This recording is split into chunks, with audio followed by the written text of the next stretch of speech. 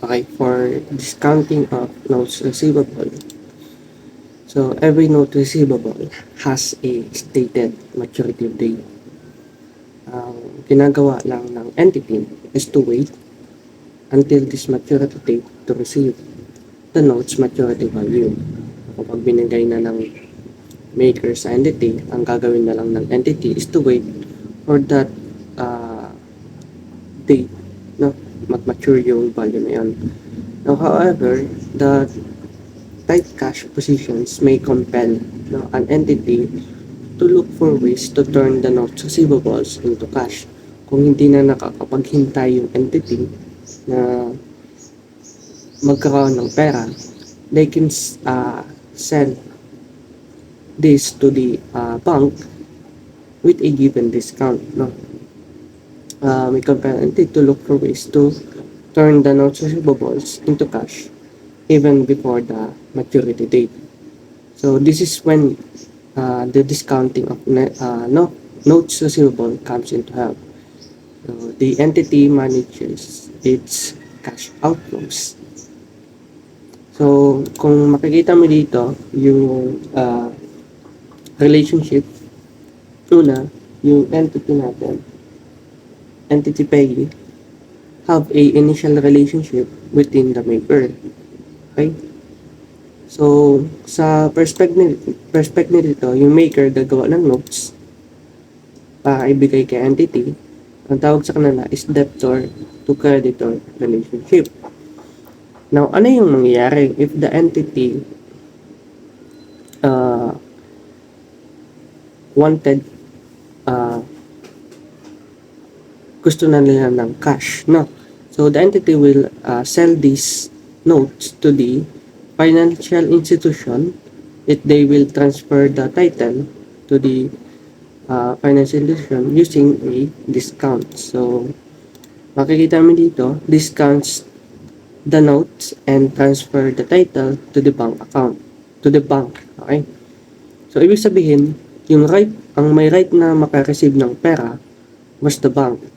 Okay? Hindi na si entity. Kung makakabayad na si maker, ang babayaran niya na will be the bank. Now here, the bank will pay the net proceeds from the discounting.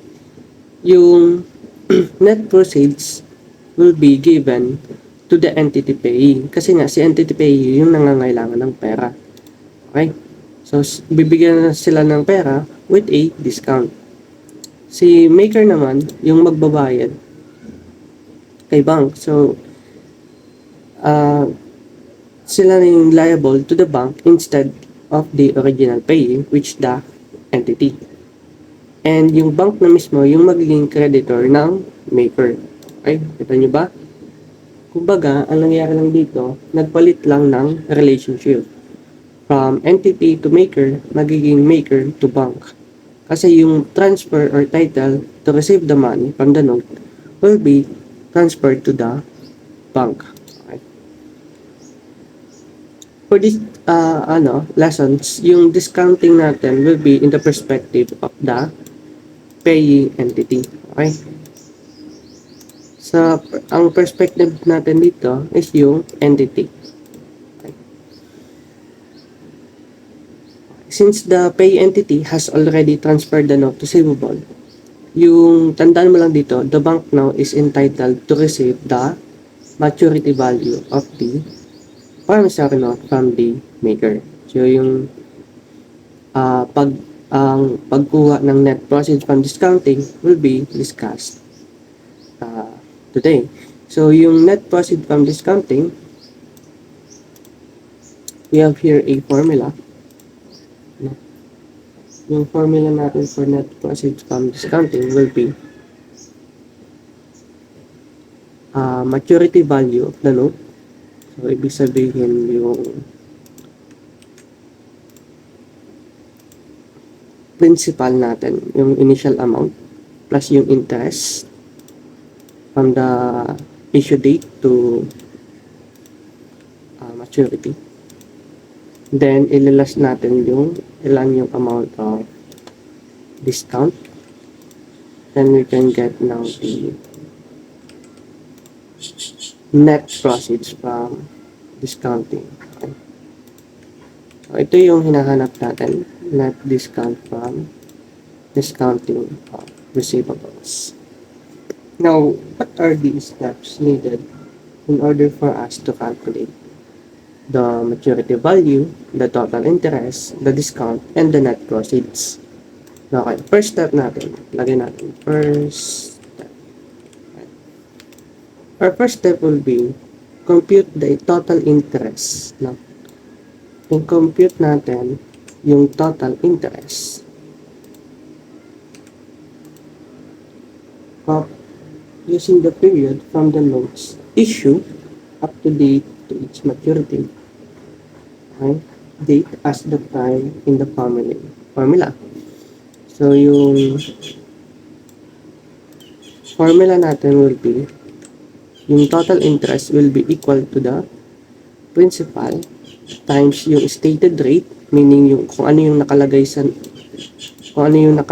sa note, kaya sinabing stated, times time. Our second step will be, lagyan natin second step, compute for the maturity value. So, yung principal plus the interest lang ka na. Compute natin yung maturity value. So, that will be maturity value is equal to principal plus total interest. Please take note, we're talking about here an interest-bearing notes. No? Kasi, take note that non-interest maturity value will equal to the principal amount. Kasi, wala naman siyang interest. Kaya nga, tinawag na non-interest bearing. Okay? Next is to determine the date of determine the discount amount by using the period of the date of discounting up to the net notes of the date as the time in the formula. Okay. So, ang gagawin lang natin dito will be yung maturity value, ito times lang natin sa discount rate naman, which is usually higher from the stated rate. So, yung third step natin will be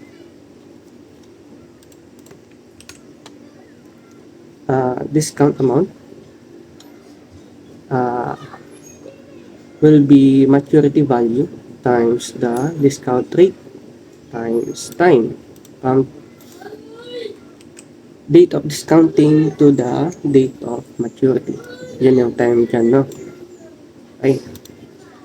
So, caps lock natin, i-bold natin to para makita. Sorry, nandito sa bawah. Okay, next. Yung discount rate, yung matatagpan to is usually higher, no? Mas mataas to kaysa sa stated rate. And this is different from stated rate. So, the discount rate is the amount of advance interest charged by the bank or other financial institutions. Yung stated rate naman is appearing on the face of the promissory note. So, magkaiba po yung stated rate sa discount rate. Usually higher yung discount rate niya. Now, for our final step will be compute for the net proceeds na tayo. So, compute na natin yon, will be net proceeds equal to maturity value minus the discount. Okay. To understand this formula, we need to have a problem. The problem will be, let's try this problem. Example. Example.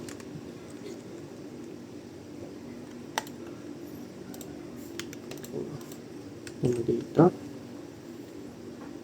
On January 1, 2023, Tug Company received a 9% interest-bearing promissory note that is stated 4 million face amount from one of its customer. So, lagay tayo ng maturity. So, let's say yung maturity niya will be mature on September 30, 2023. And our required will be under each of the following. Meron tayong iba't ibang scenario dito. Determine the net proceeds from the discounting. So, ang sasagutin natin will be number 1 will be scenario 1. Scenario 1. Copy lang muna natin. Kakaiba-iba tayong scenario. Scenario 1, independent to. And this one is also independent scenario. So, for scenario 1, we have the note discounted on April 1. Meanwhile, on scenario 2, the note will be discounted on July 1. And next is the note is discounted on July 15. Okay, first step. Sabi dito, total interest is equal to principal times stated rate times time. Okay, copy natin to. Copy natin to. Copy. Ilagay natin ito sa baba. Ang first step, ang principal amount natin that should be stated is equal to 4 million. 1, 2, 3, 1, 2, 3. 4 million. This is our principal.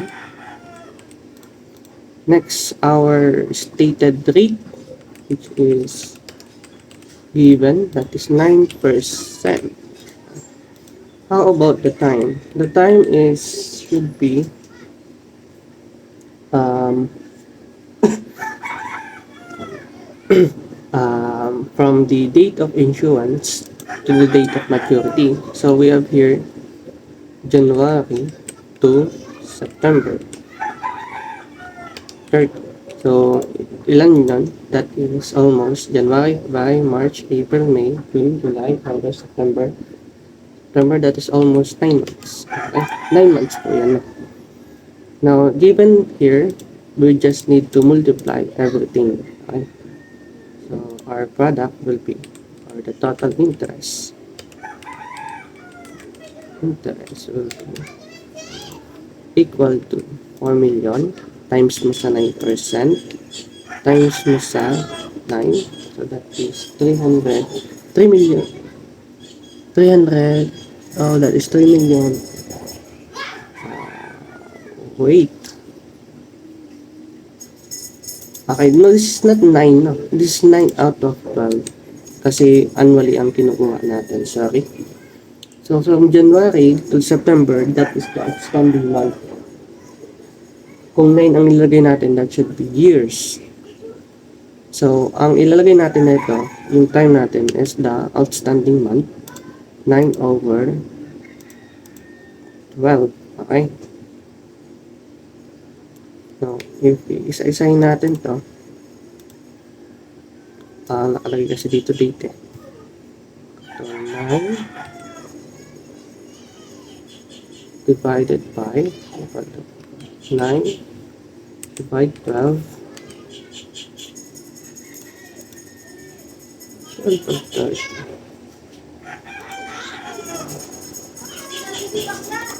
Hindi siya na 9 months lang na 9 months over 12 months. Outstanding. Kasi yung total interest should be 1 year. Pero ang maturity natin is from September. So, 9 months lang out of 12 outstanding months over total months of the year. So, that is 9 over 12 months. So, ang gagawin natin is 4 million times 9%. So, that should equal to times natin ito muna 360,000. Now, times mo to sa 9. times 9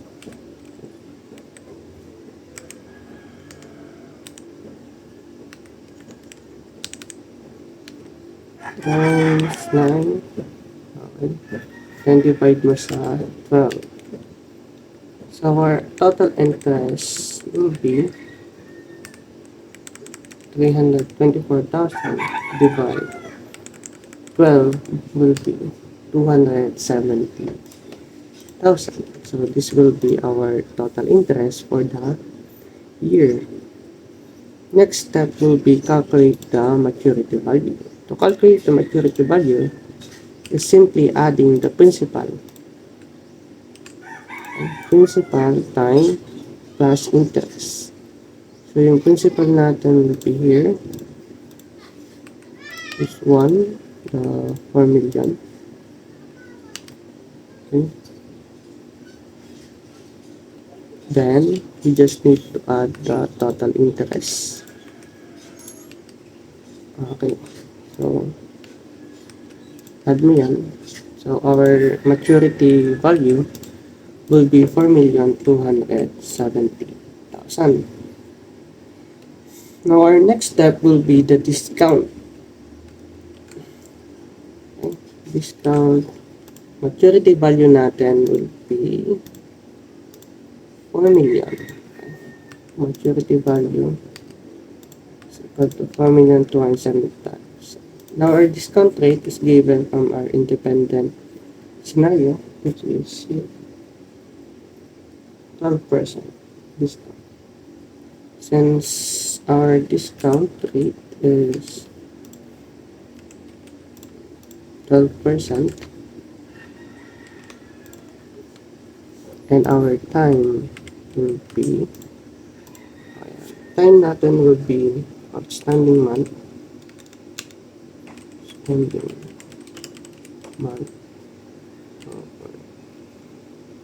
years. Over 12 months na lang.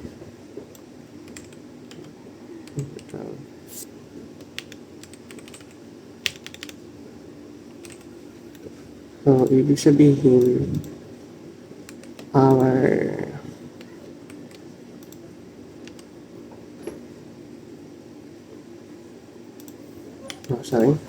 outstanding month over 12 years is kailan tayo nagsimula ng discounting will be April 1. April to September maturity value. So that will be April, May, January, February, March, April, May, June, July, August, September. That will be 6 out of 12. So that will be 6 out of 12.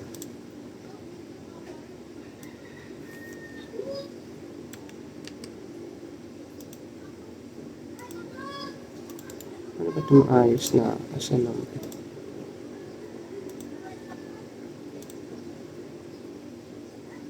Number. 6 out of 12. Ayaw niya talaga. Sige. So, gawin lang natin will be multiply. So, yung product natin will be our discount is 4 million times 12%. Tapos, times natin sa 6 over. So, our answer should be 256,200. Okay?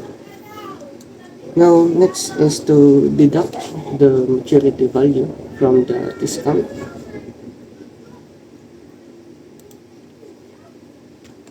Tama ba? Ito yung final step natin.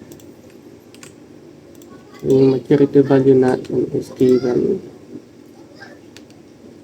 which is equal to here, and our discount is here. Therefore, our net proceeds will be this one. Ayos lang natin ito. 4,138,018. So, ito yung ating net proceeds.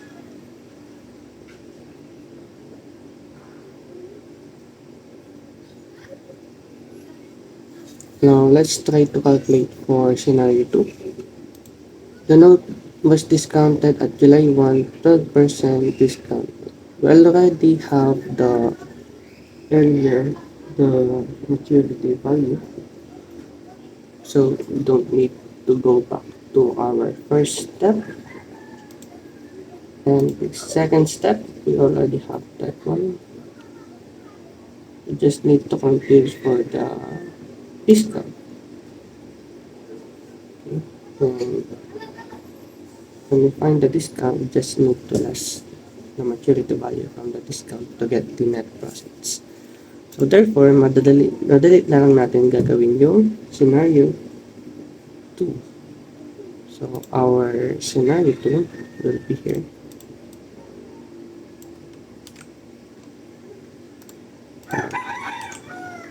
Scenario 2.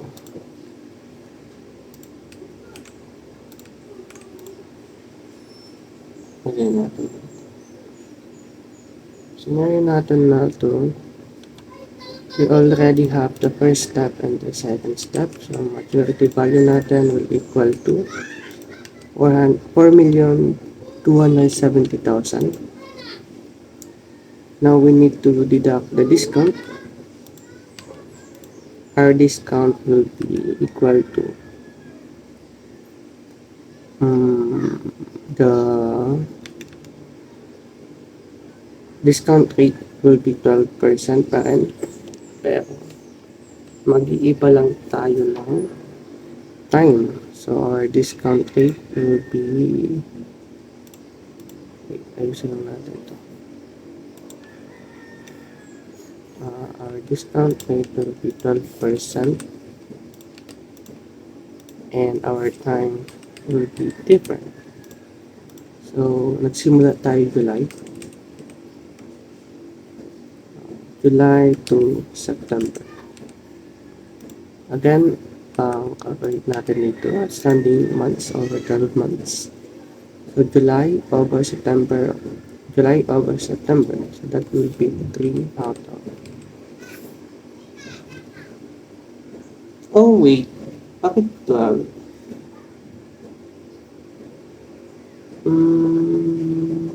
Yeah, 12. Okay, tama na. Sa akin, nagpanik ka. Anyway, 3 over 12 pala. That is 1 year. I was thinking about 9 months yung denominator. Anyway, that should be the numerator from the previous standing months na kasi January to September. So, 3 out of 12 yung interest natin. So, next start. Yung discount rate from July to September. Now, to get the net price, the discount, just need to multiply everything. So, 4,270,000 times 12% times 3 over 12. We get the amount of 128,100. So, this will be our discount. Okay. Next is to compute for the net profits for scenario 2. Our net profit for scenario 2 will be getting the maturity value, which is already given, is equal to 4,270,000, and our discount is equal to 128,100. Therefore, our net profits will equal to the difference between maturity value and the discount will equal to 4,491,900. Now let's try to answer for the scenario 3. Wait, tayo natin pakita. Hindi pwede makapya. Kasi okay, scenario 3. Our scenario 3 will be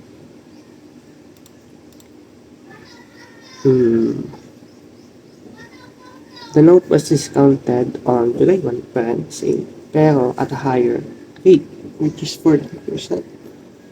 So, same lang ang gagawin natin, but mag-iiba lang tayo ng rate. Okay. So, we have discount rate and time. So, yung time natin will be the same. Ang rate lang natin will be 14%. 14%. Our maturity value will always be the same. Now, to calculate for the July-December, that is also 3 out of 12. Outstanding. Okay. Now, let's try to compute for the net discount. The discount. To compute for the discount will be 4,270,000 times mo lang sa 14% times standing amount over 12, 149,000. Okay, this will be our discount for scenario 3. For our net proceeds will be maturity value, which is given from here. Then, dideduct lang natin yung discount natin na 4,950. So, our net proceeds will be equal to here, 4,120,550. Now, let's try to generalize from scenario 1 to scenario 2. So, yung kanina, it was discounted on April, okay, at 12%. Pero dito, pangalawang scenario natin was discounted on July. Right? July yan. Dito naman, discounted siya in July, same lang, pero at higher, 14%.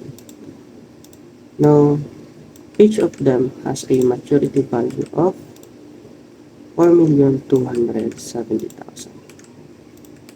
Okay. Now,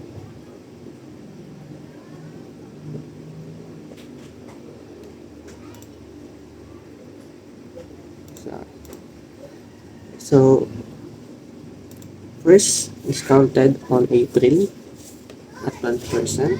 Second will be discounted on July 1. Pero same percent. Pero ang pangalawa, discounted at 14%. And we already calculate the discount. So our discount will be equal to, first will be 4 million zero. The discount should be 256,200 as our first scenario.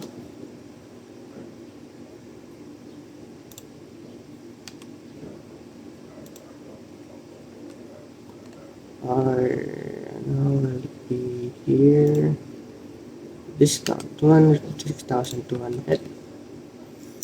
And for our second scenario will be 128,100. And our third discount will be 149,450. Now for the net proceeds, we just need to deduct. So first we get 1,000,000 13,800. For the second scenario, we'll have 4,114,900. And our third scenario will be 4,120,550. So, ang ating generalization dito, kapag mas palapit yung discount to the maturity date, mas higher yung net amount process natin kasi mas mababa yung binabawas natin. The closer the date of the discounting to maturity date will result to higher. Kung mapapansin nyo dito, di ba? Mas higher to kaysa dito. Kaya, kasi yung dahilan is ito, maliit yung ating mina-minus. Kaya malaki yung result ng ating net proceeds. Our second assumption will be, is basically pa, yung higher yung discount rate, the lower the amount of the net proceeds kasi mas higher yung dinededuct natin ng discount. Kung mapapansin mo dito, same sila ng date sa July, pero magkaiba ng percentage na discount. So, since higher yung discount rate nito, mas mababa ito, mas mataas yung makukuha natin net proceeds, which is 4,120,550. Okay? So, that's it for our discounting. Okay, let's try the non-interest bearing.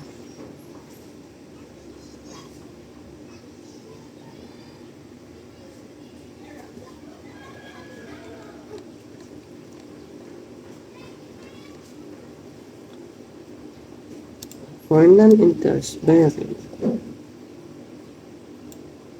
let's try a problem on non-interest bearing. So let's say only one 2022 Gamba company received a 180K non-interest bearing note with a face amount of 2 million. So if 2 million will be our maturity balance. Market rates on the same date is average 8%, which is not the stated rate of any market rate. On June 15, 2023, the note was discounted 9%. So, ito yung diniscount natin. So, ang gagamitin natin will be 360 days in interest and or discount computation. Therefore, our maturity value will be the same as the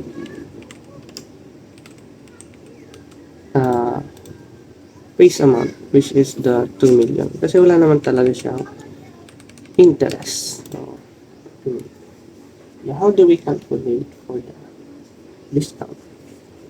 To calculate for the discount, given here the problem, state here na 180 din siya. Pero, the discount started on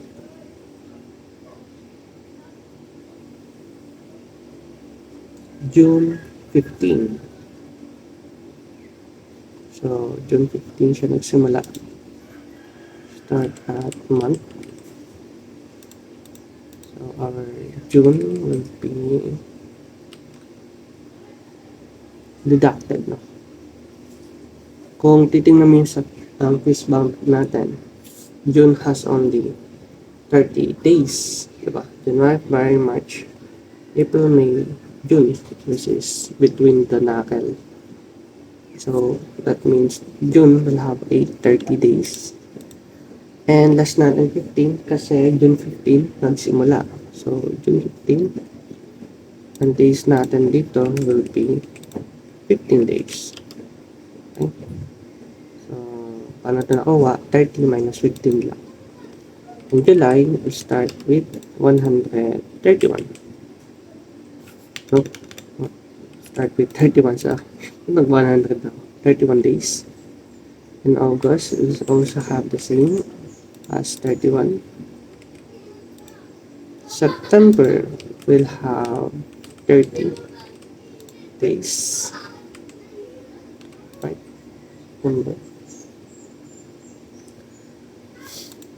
And October will have 28 days. Why? Because we are computing for 135 days. Kasi yung discount is from June 15 hanggang October 28 lang. Diba? Simula tayo ng June 15. So, tayo natin sa May. May, June, July, August, September, October. October, diba? October yung maturity natin from May to October. Right? May to October. So, that is 6 months. So, approximately, October siya. Kasi 6 times 30 is 180 days. So, 6 months, 180 days. So, maturity niya is October. So, we will start at June 15 ang discounting. So, 15 days hanggang October 28 lang. Kasi,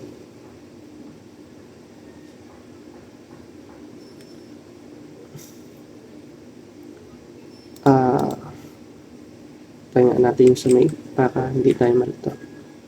May, June, July, August, September, October. We will try to calculate this. January, February, March, April, May. May has 31 days. June has 30 days. July has 31 days. August has 31. September has 30. October, January, February, March, April, May, June, July, August, September, October. October has 31 days. But if we add everything here, we will equal to, magkasaba ito ng 180 days.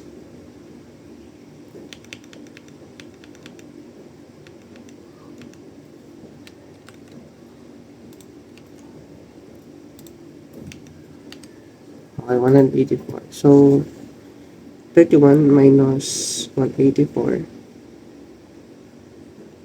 31 minus 4, that will be equal to October 28, tama. 28, 29, 30, 31. So, October 28 dito. Plus 4 days. So, October 28 yung maturity natin. So, that is the behind the logic here. So, if you add this, 135 days yung ating babasehan. Now, since balik tayo sa maturity value, 2 million, ilagay na lang natin ito sa baba.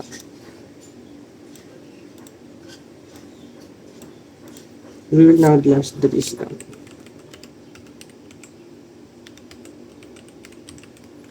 Yung discount natin would be times the stated rate, not times ito natin. Hindi natin papansinin yung market rate, no? Yung titingnan natin yung discount rate na. Discount rate natin will be 9%.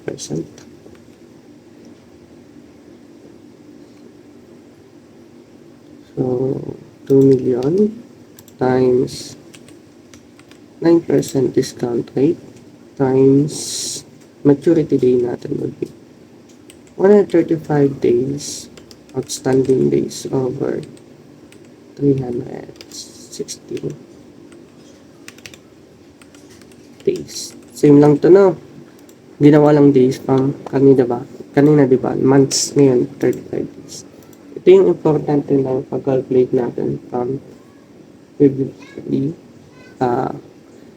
na-calculate natin yung mga number of days. So, therefore, ang mangyayari dito will be multiply lang natin muna. So, that is 2 million times natin sa 9%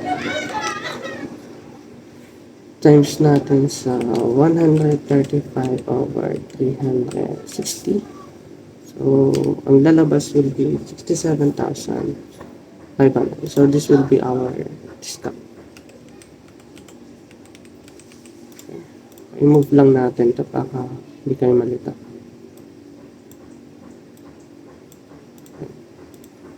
Therefore, our net profits will be equal to 2 million minus 67,500. That will be 1,932,500.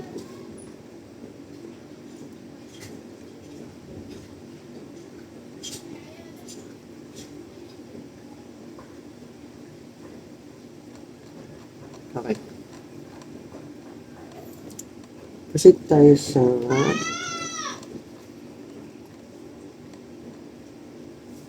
accounting for discounting of notes receivable.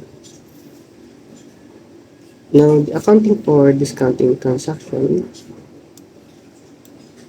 will be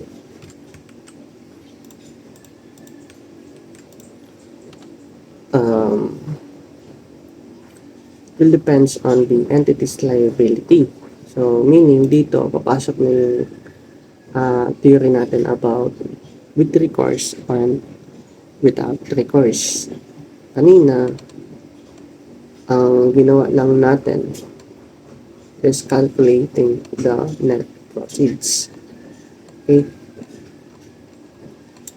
Dito, ang accounting naman natin dito will be discounting of notes receivable if there is a with recourse and without recourse. So, take note again, kapag discounted with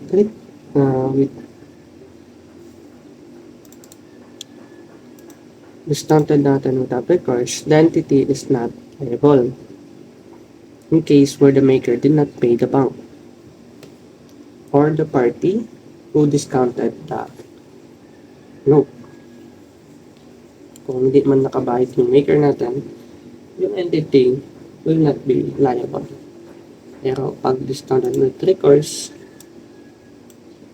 magkakaroon tayo ng existence of the first liability, di ba?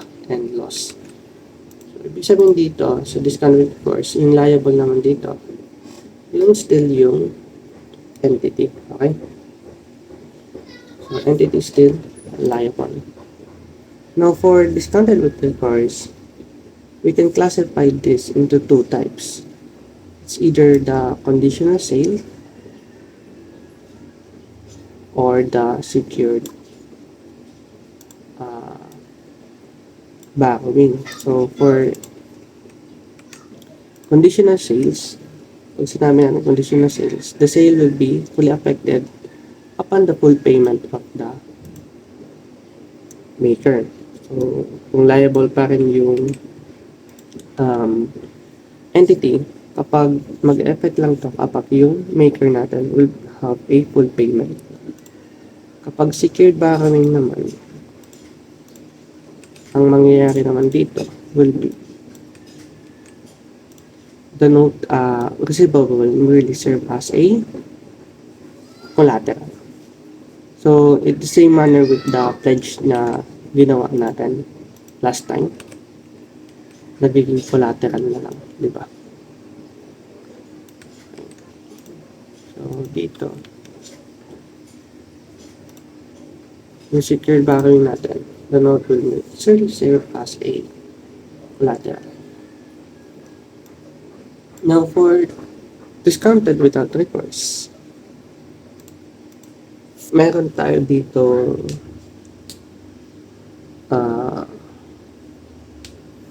cash again. Cash kasi kukunin natin yung proceeds. And we will that means loss kung meron man. Loss on discounting. Okay, meron. Meron lang naman ha. And we have to credit now the notes receivable as we receive the money. i-recognize na natin itong notes receivable natin.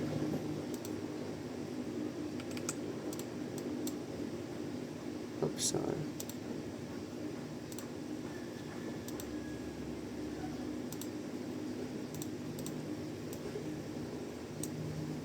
Dito lang natin. Then, we need to credit the interest income as calculated on the first one, and we have to get the gain on discounting if meron na. Now, for discounted with reports, kapag discount conditional sales, that is debited cash. Okay. Also, same lang, loss on discounting. Kung meron.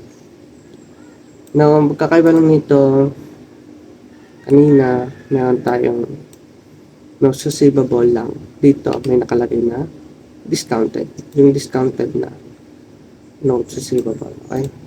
Lagay natin. Notes receivable discounted. Notes receivable discounted. Okay? So, for credit again, we will recognize the interest income. Di ba ang nature ng income will always be credit. Then we'll also recognize gain on discounting if meron.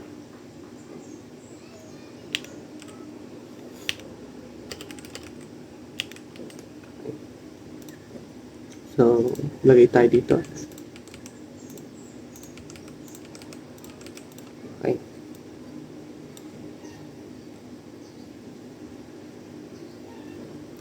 So, take note dito sa discounted without recourse. If mapapansin nyo, yung note receivable ito account is credited since yung entity is not liable anymore in the case the maker did not pay. So, dito, since kung hindi man makabayad yung customer, yung maker, hindi na liable yung entity natin. So, we need to credit now the notes receivable. So, next is yung interest income naman is computed from the note issue date up to the date of discounting. So, ang kanina, di ba, ang nangyari, issue date to maturity. Ang ngayon naman, issue date, no? Kung kailan nagsimula. Then, up to date of discounting. So, kanina, di ba, hanggang April. January to April, ganun yung nangyari. So, yung interest income dito is the same as the discounted with recourse. Yung amount of gain or loss naman is this is squeeze, no? Depende yan kung may loss or may gain. Pero mas madalas, meron yung loss on discount since yung discount rate is always higher than the stated rate. So, madalas talaga nagka-count tayo ng loss dito. Sa discounted with recourse naman, same lang yung nangyayari dito. Same concept, almost similar lang yung discounting without recourse. Except for the account credited, which is the note receivable discounted. Ito ay tinatawag na contingent liability account na and presented as a deduction from notes receivable account. So, ito, tawag dito ay contingent. So, summarize natin. Take note, yung notes receivable dito is not receivable is credited since the entity is not liable. The case maker that is paid. Then next is yung interest income naman. Take note, yung interest income is found the date of issuance of discounting. Right? Then next is yung amount of gain or loss. It will be squeeze amount. So most of the time, yung loss on discounting. And for the next will be dito sa weekly course, almost similar lang. Okay? Almost similar, something calligraphy, and present can add deduction from receivable. No.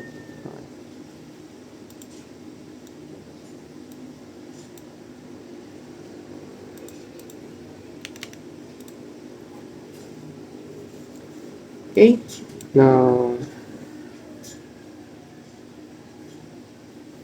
kapag secured borrowing yung mangyayari instead na conditional sale sa discounted weekly course,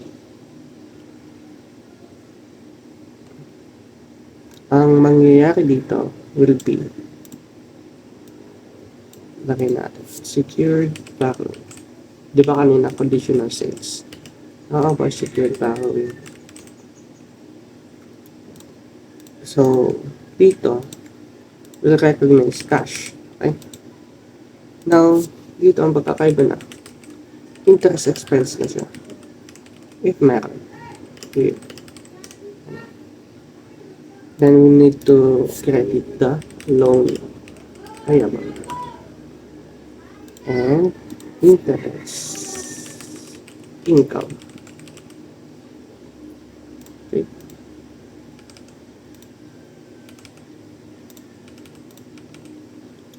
Since the note receivable is just a collateral, again, pag secured borrowing, same lang yung last lesson natin na nagkakaroon tayo ng pledge. This is not a since the note receivable is a collateral, hindi siya dinede-recognize. Instead, meron tayong nare-recognize na loan payable. Okay? Same lang ito ng pledging. So, i-recognize natin yung loan payable. Yung supposed na loss sa discounting, ang mangyayari dito will become an interest expense. Pero yung supposed na gain, di ba kanina may gain tayo and loss. Dito yung loss magiging interest expense. Yung gain natin magiging interest income.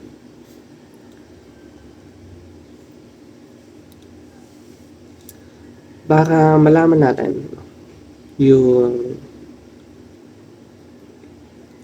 pag-compute on the periods used in computing the related note discounting, you can present this in a diagram now. So therefore here,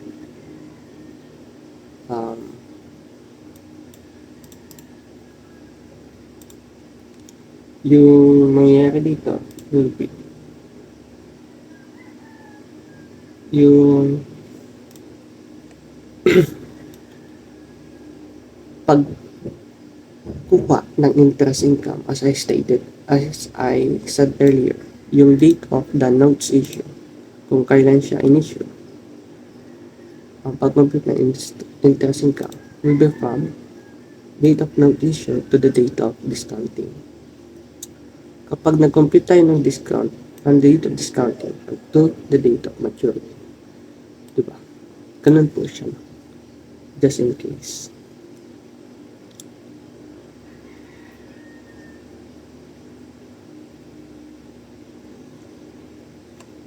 Now, let's try to solve a problem.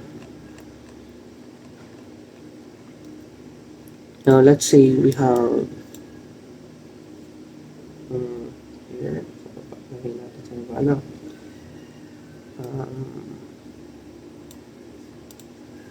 example natin will be September 1, company received an 11% interest bearing original note with face amount of 3 million and maturity date on August 31, 2024. So that is almost a year. Okay. Now, assuming that on October 31, nagkaroon tayo ng problem. Assuming on October 31, 2023, on the same year na, the company discounted with a bank at a 14% discount rate.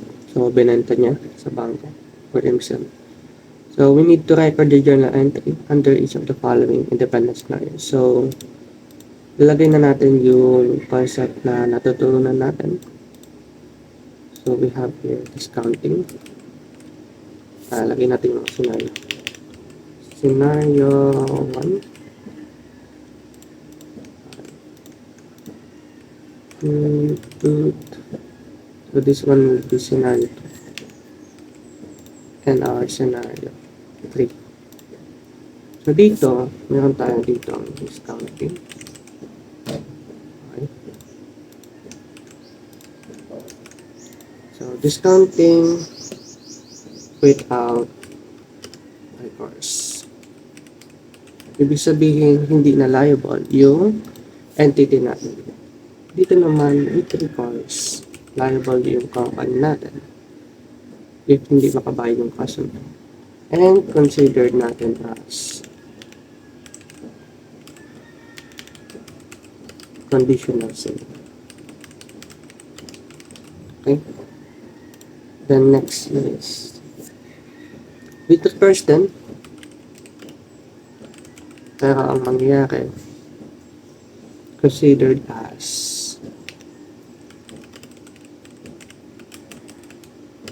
secured borrowing. Okay? Now, for scenario 1, if we go back to our theory, this is how we debit, journalize our entity. Okay? Now, let's try to solve first the net proceeds.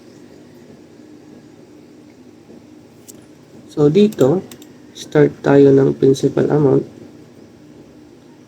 which is the 3 million. So, yung principal natin will be 3 million. Then, kukunin natin yung interest natin until maturity. That's almost 1 year, di ba? Yung date natin. So, yung step 2 natin, di ba? Kanina. That is 12 outstanding months over. So, from September, October, November, December, 4 months.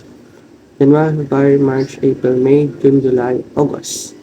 So, that is 8. 8 plus 4 is 12. So, 12 months. Full year tayo para mas madali natin maintindihan. So, yung principal natin is 3 million. Add natin yung interest. Interest natin until maturity. So, that will be 3 million times stated rate natin is 11%, then times 12. So, dito, lagay natin yung, paano natin ako, 3M times mo lang sa 11% as stated rate times outstanding month over 12 months. So, pag kinumpit natin yan, ang makukuha natin will be 330,000. Okay, 330,000. Now, ilas natin yung okay, we will get now the maturity value. Supposed to be maturity value. Then, we will now deduct the discount amount since we're trying to get the net proceeds. So, kung ito yung maturity value natin, so, that is equal to 3330123. Ito times lang natin ito sa discount rate na 14%. Tama. Ito yung sinabi ng problem. Then times natin sa ilang months yung discount amount natin. So that is from saan tayo nagsimula? 31 October. October to lagyan natin. October to August. Okay? August. From year. Ito year 24, ito year 22. So that will be October, November, December. November, December, then January, February, March, April, May, June, July, August. So that is 8 plus 2. That is 10 months. So 10 out of 12. Therefore, if compute natin to, 3,330,000 times 14% times the outstanding month over the year, we will get amount of 388,500. Okay? Now, next will be, we can now calculate for the net proceeds from discounting. Our net proceeds from discounting will be equal to here minus add natin to no. Dito na tayo sa maturity value. I-minus lang natin dito sa discount amount. We'll get amount of 2,941,500. Now, for our journal, ilagay mo lang yan. Our cash. Diretso agad yan na. Then, our loss on discounting is squeezed. We will recognize loss since mas higher yung discount rate.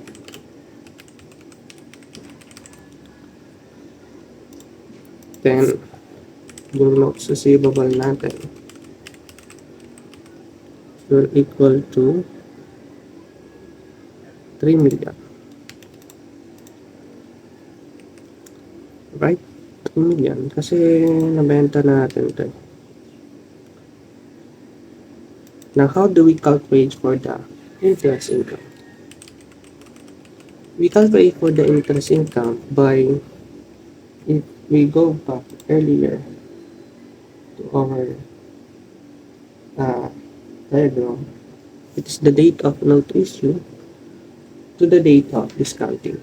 So, kung mabalikan mo, nag-start yung issue is September. Then, nag-start yung discounting is October. So, September, October. That is 2 months.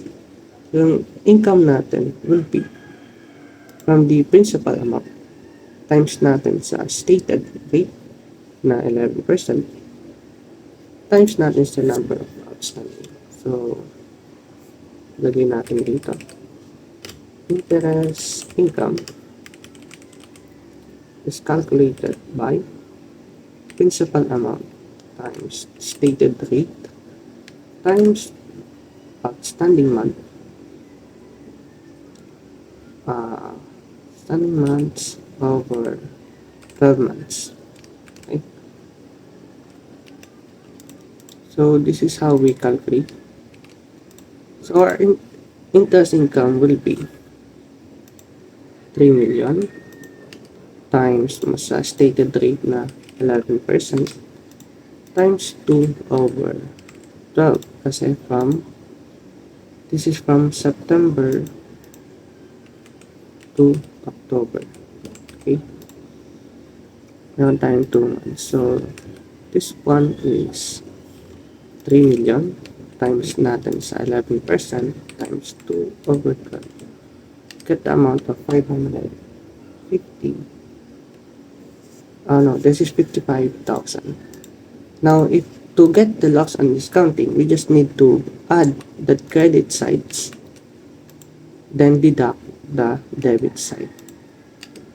So, 113,500. How do we get that again?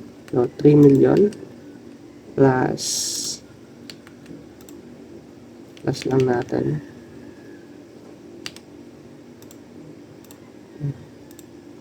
So, plus ito. Then, deduct ito. add, deduct. Okay? Add mo itong dalawa, deduct mo to, makukuha mo ito. Or loss on discounting will be. Sorry, ito tayo na.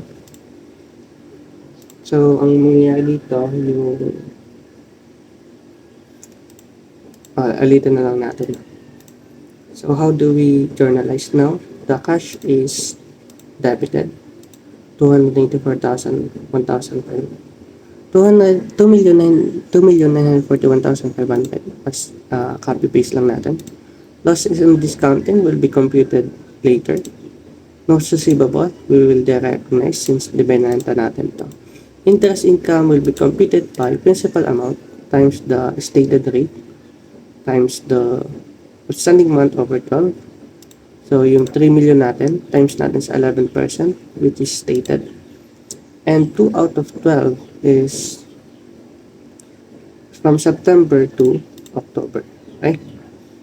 Now, if we will multiply to get the interest income, you just need to multiply 3 million times 11% times 2 out of 12. Now, we can get now the amount of 55,000.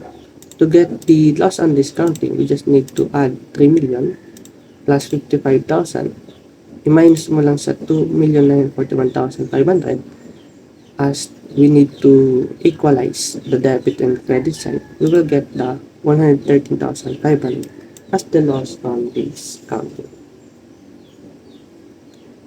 Now, let's proceed to discounting recourse na magkakaroon tayo dito ng conditional sale. So, babalikan natin yung kanina. Same scenario lang. But ang mangyayari lang dito, magkakaroon tayo ng word na note receivable discounted. So, same lang yung ginawa natin. Kokopyahin lang natin to lahat. Kopyahin natin to lahat. Mag-iiba lang tayo ng words. Okay?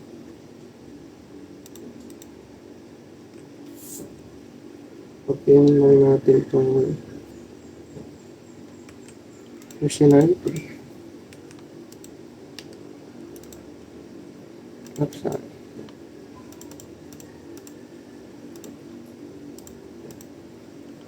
Okay, for scenario 2,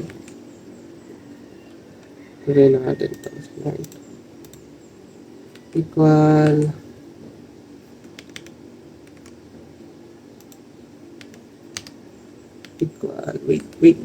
equal scenario 2. Then, what will happen is magkakaroon tayo ng with recourse. So, ang mangyayari dito, same lang po, yun ang nakalculate natin kanina.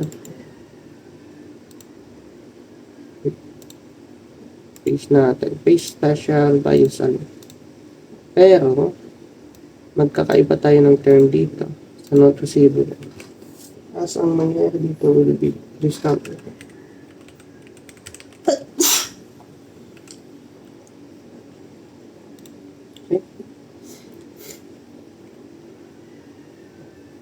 Kapag nagkaroon tayo dito ng assumption nung patapos na,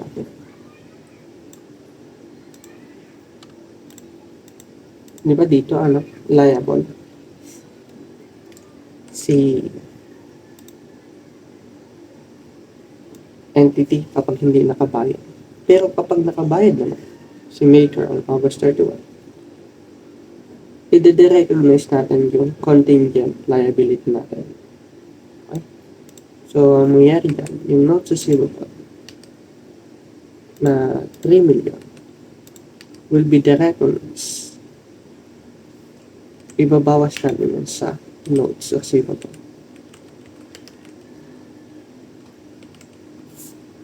Okay? So, this one will be recognized. So, eliminate lang natin. Sa perspective ng entity, wala tayong gagawing cash. Kasi, dito, yung makaka-receive na ng pera will be the bank. Okay? With recourse. So, entity is still liable. Again, kapag nagbayad sila ng notes receivable, yung cash received will be recorded by the bank. Now, what if on scenario 3? Lagay tayo. Scenario 3.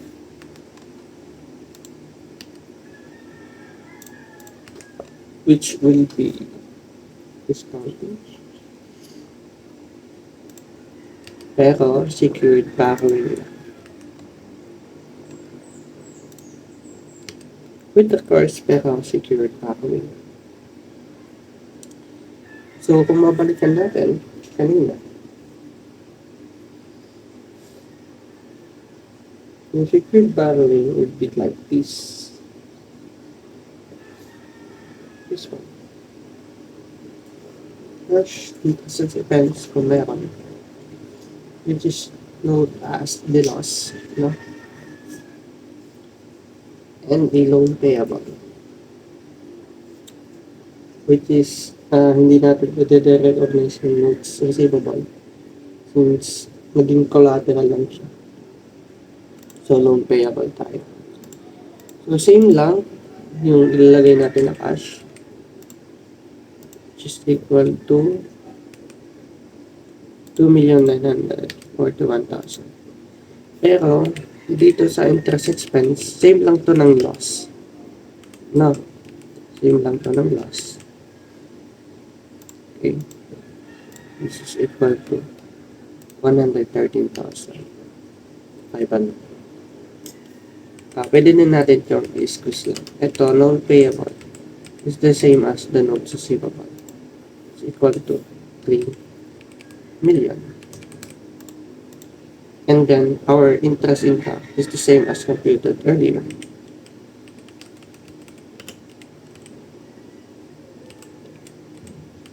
It's equal to 55,000. Okay? So, let's assume again, nagbayad na yung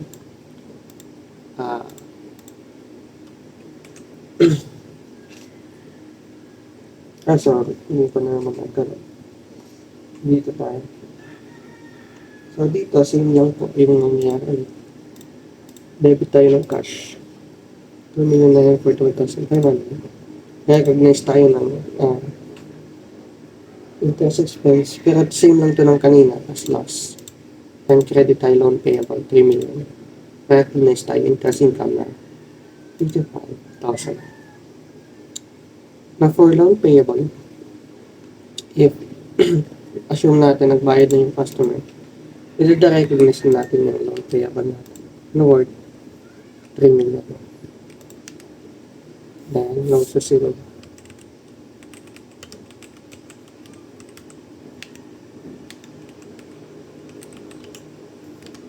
Worth tayo na 3 million.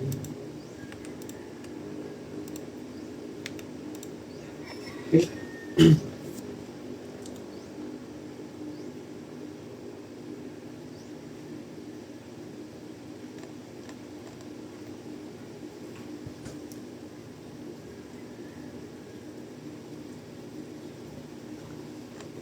Now, let's try to solve if ang discounting natin with the course, then hindi na talaga nakabayad yung customer natin.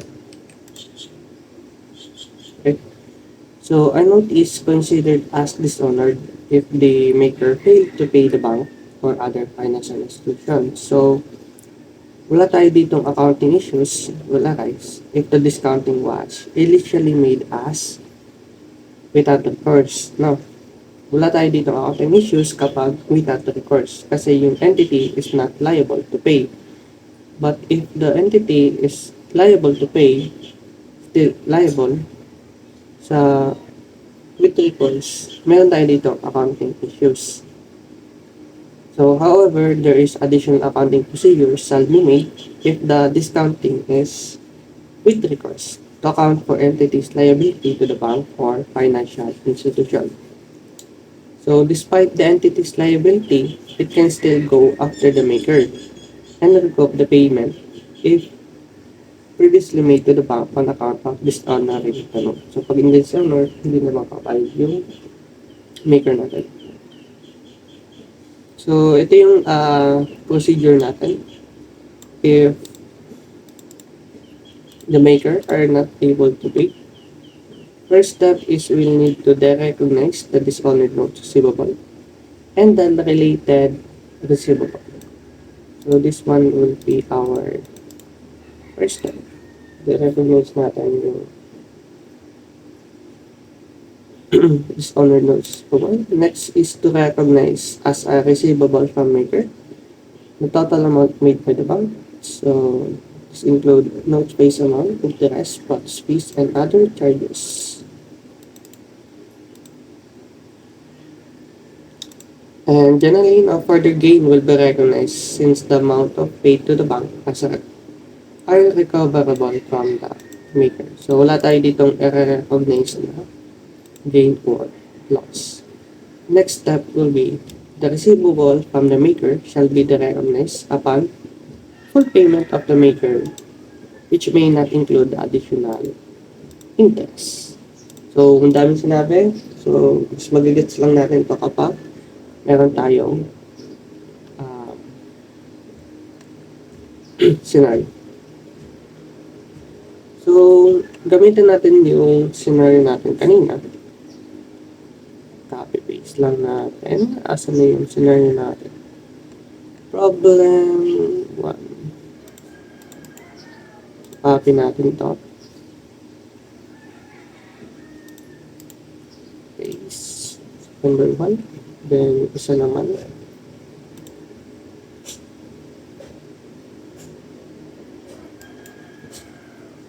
Ito. 1. Tapos, continue natin yung scenario 2 and scenario 3.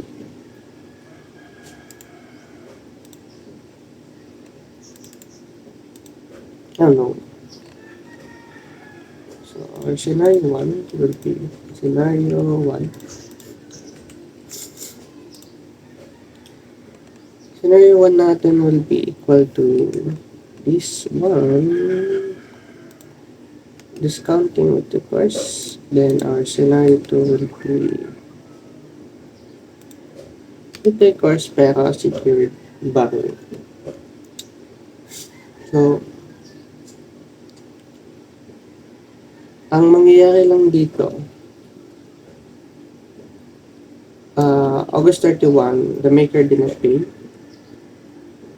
And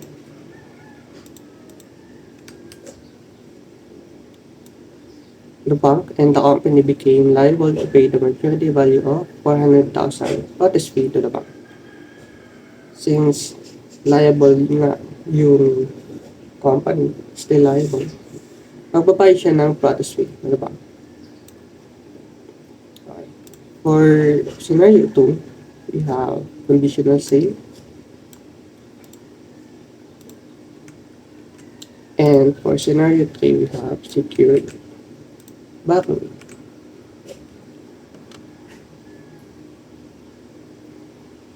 So, kanina, na-record na natin ito, di ba?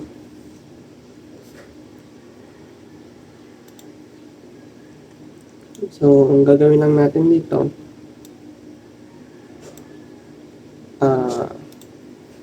i-debit lang natin yung same na ginawa natin as note receivable discounted, di ba? Conditional sale.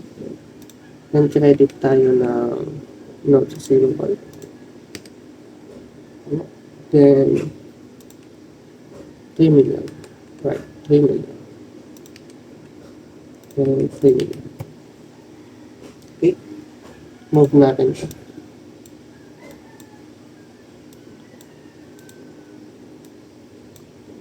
Okay.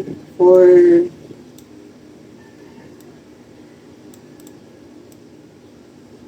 record natin yung amount na binayaran.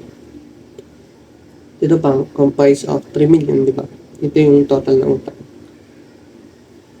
3 million face amount, then yung 330,000 na total interest as we computed earlier. So that is 3,330,000 should be the total interest. And also the protest fee. So, ang mangyayari yan,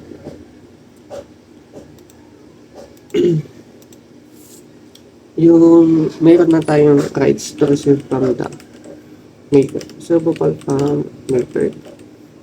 So, yung amount natin dito will be 3,730,000. This is from 3M plus the interest of 330,000 plus the protest fee of 400,000. Okay? Then we need to credit now the cash. It's equal to 3,000,000. This is our formula lang. So, ilagay lang natin kung paano siya nakalculate.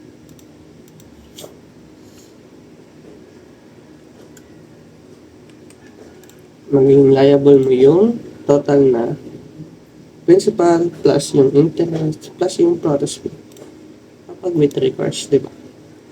Pero kapag secured borrowing, will be the same. Di ba na-record na natin to? Yung loan payable. Loan payable. The-recognize natin. Notes as well. That is equal to 3 million.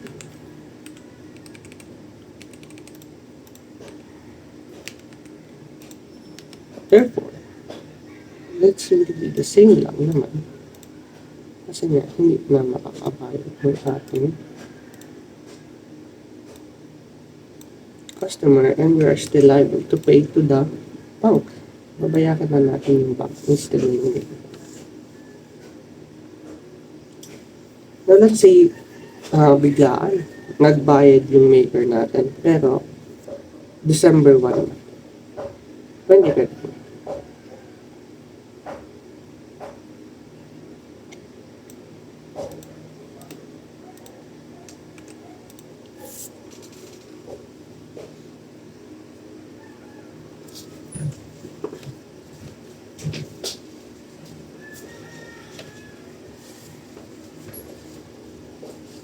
Ano natin?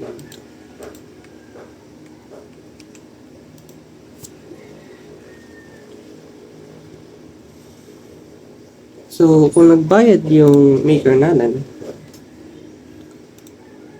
meron na tayong 11% interest from the outstanding month starting from kailan yun? August or August. September, October. Diba? Yung maturity niya was August 31. Diba? Tapos, mag-isimula tayo ng count from September 1 to December 1. So, that is almost 3 months ang outstanding. So, yung ma-receive ng company from that maker will be cash. Is debited. And recognize natin yung receivable from maker. And recognize tayo ng interest income. Okay, then how do we compute this? Yung receivable from maker, that is the same as 2,730,000. 2,730,000.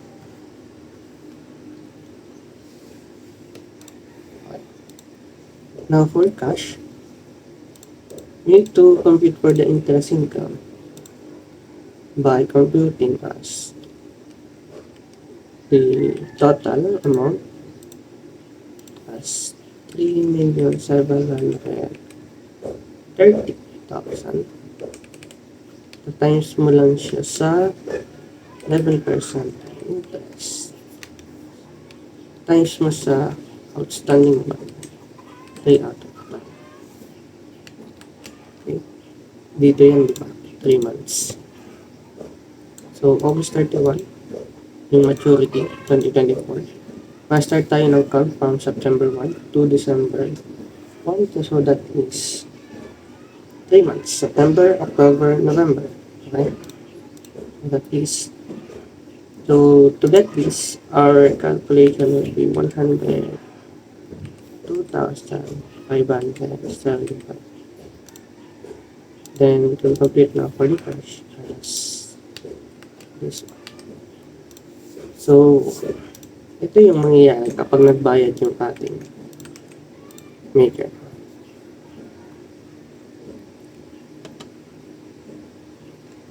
Now, for discounting on entities,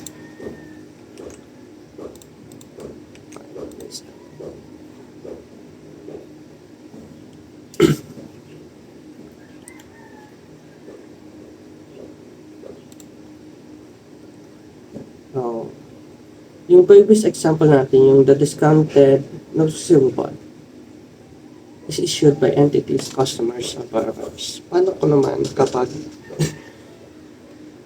yung entity nag-issue ng own promissory note when borrowing funds from the bank or other financial institution? So, in this case, the discounting of entities notes will involve advanced deduction of interest to arrive at the net proceeds from the discounting. So, ang mangyayari lang dito, meron tayong tinatawag na advanced deduction. Okay? However, and anything may ensure promise note, borrowing funds from other bank, in this case, the discounting entities on promissory note will involve advanced deduction of interest to arrive at the net deduction. Okay? Now, to understand, try natin yung illustration.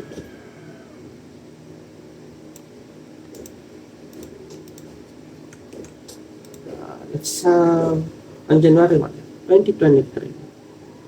The company discounted its own 6-month, 2 million pesos a month, first note with a bank discount rate of 10%. So, 6-month maturity, January, February, March, April, May, June tayo. So, that is 6 out of 12. And also, we have 2 million. Times lang natin sa stated rate. That's 10. No. The maturity value will equal to the face amount since it's own. So, 2 million times lang natin sa discount amount and 6 out of 12. So, ang mangyayari natin dito, naalala ko pa. So, yung maturity value natin will equal to the face amount. Yung face amount meaning ano yung nakalagay sa note na yun. So, that will be equal to 2 million. Then, ilas natin yung discount, which is computed as 2 million times lang sa discount rate na 10%. 2M times natin sa 10%. Times mo sa 6 out of 12. Okay? So, that is how we calculate for the discount. So, ang lalabas dito will be 100,000. Okay. Now, for the notes, net profits, just need to deduct. So, ang lalabas lang dyan ay equal to 1,900,000. Now, to journalize this, journal entry natin. So we need to debit cash as the net proceeds. And lagay natin yung discounts.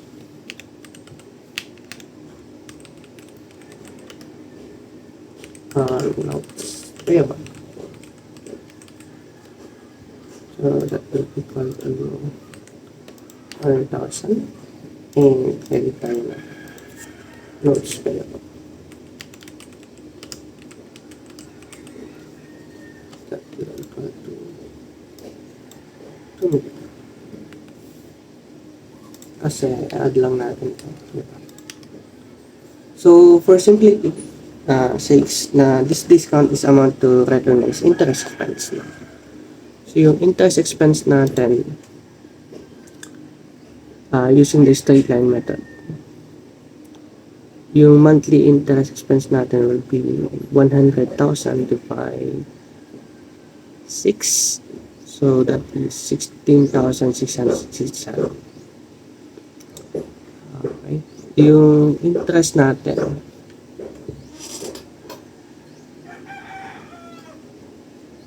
ay yung discount natin is recognized as interest expense. Okay. Therefore, itong 100,000 natin, divide mo lang yan sa 6. This will be our monthly interest expense.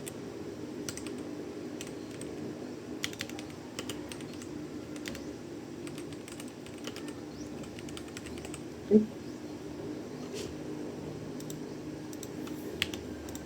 Therefore, our chapters, that will be our lesson for receivable financing discounting. So thank you for listening and good luck for your exam. Bye-bye.